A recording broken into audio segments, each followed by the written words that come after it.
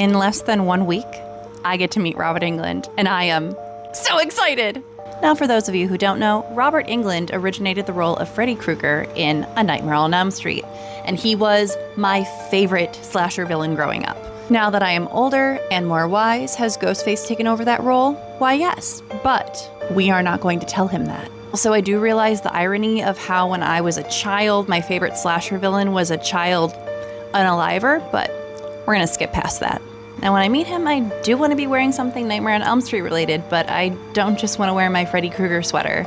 Now, with no budget to buy anything new, I'm gonna go through my crafting supplies and see what I can come up with.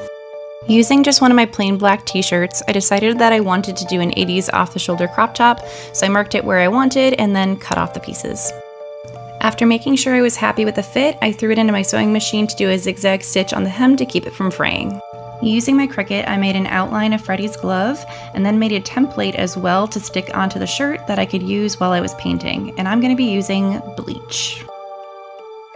Using a 1-to-1 water and bleach ratio, I painted on my design including scratches, blood drips, and even blood spatters. Once that was dry, I flipped it over and did the same thing to the back.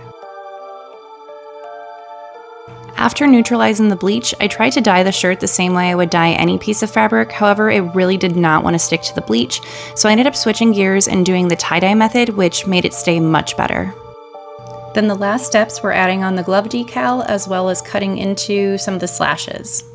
Overall, I was very happy with how it turned out.